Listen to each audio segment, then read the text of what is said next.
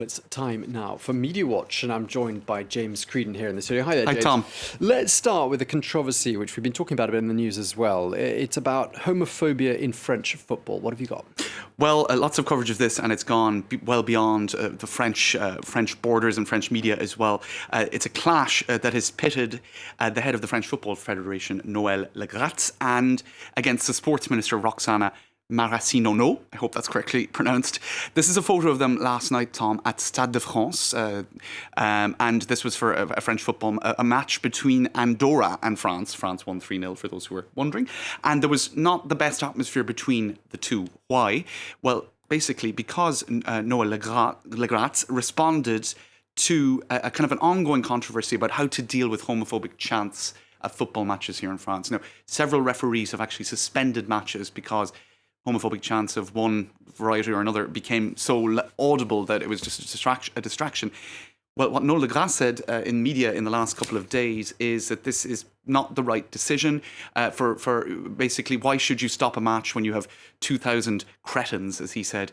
Everybody, it spoils the fun for everybody else, in other words. But then when he was asked, do you think matches should be stopped if racist chants are going on? He said, of course, in that instance, of course, matches should be stopped. So what you had then was the sports minister responding in various media, saying his position is erroneous. It's a flawed position, and essentially there's going to be a common position established tomorrow.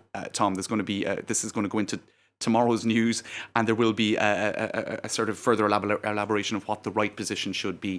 But you can see here even sports accounts in Australia, Pride in Sport Australia, reacting to this, saying racism and homophobia are both abhorrent and should be called out equally. Changing this requires institutional change, which starts with the leaders of all sports. In other words, Noël Le Graët, took a very bad position in this regard. Lots more to say on that, but it's not the only topic buzzing online today. No, it isn't. Although it is one that as I said, we've talked about a lot in the news, and lots of football matches have been suspended as a result of those kinds of chants. But we're going to stay with football for this next story, but heading to Iran because there's a story there about a young lady, I believe, and it's had fatal consequences. Tell us more. This is really tragic stuff. She's become known as Blue Girl, and indeed the hashtag is trending. She burnt herself alive, indeed to death. She's now died because of those wounds, which covered 90% of her body. Her name is Sahar Khodayari, and she was one of a group of women protesting the fact that women are not allowed into football stadiums in Iran. And so she had disguised herself as a man. She had been caught out. She was about to suffer the consequences in the courts and took this action as a form of protest. And as a result of that, Tom, she died of her wounds. Now, it's got reactions across the world of sport. This is famous French footballer Paul Pogba saying, strength and praise to the family and friends of Blue Girl, Sahar Khodayari. Gary Lineker, how awfully sad, how awful that a woman can't enter a football stadium. Human Rights Watch retweeted the comment of a Swedish lady footballer who said that FIFA urgently need to uphold their own human rights rules and end gender discrimination and punish violators. So FIFA being asked to directly sort of deal with this, if you like. There's been so many reactions to this across the world of sport. Indeed, the head of the Iranian football team on his Instagram account wrote, "Today was the saddest day and most bitter win for our national team. We scored 2 goals and won the game in the field, but we didn't win. We lost because Sahar is not with us anymore," and an image there on his Instagram account. I'll finish with this Instagram share, Tom. It's by an association called Tavana, which is a civic or civil education website in Iran.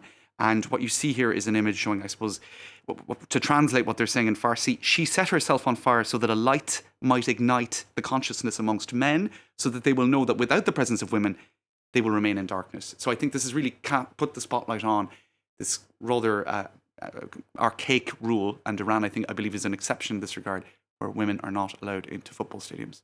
Okay, and just lastly, official portraits of the French president being used as a form of protest against him. What's this about? Well, this goes back to the G7 summit in Biarritz, and in nearby Bayonne, Climate protesters, many of course said that Macron made progress in this regard in terms of putting pressure on Brazil to do something about the Amazon rainforest. But many feel that France can go further and that the French president can go further in terms of climate activism. And this was a form of protest in Bayonne. It got a huge amount of media attention. People stole official portraits of the French president out of town halls nearby and paraded through Bayonne with the president upside down. Now, today, there were 8 people who were involved in that particular protest who were in the courts, in front of the courts, answering for that act of, I suppose, irreverence.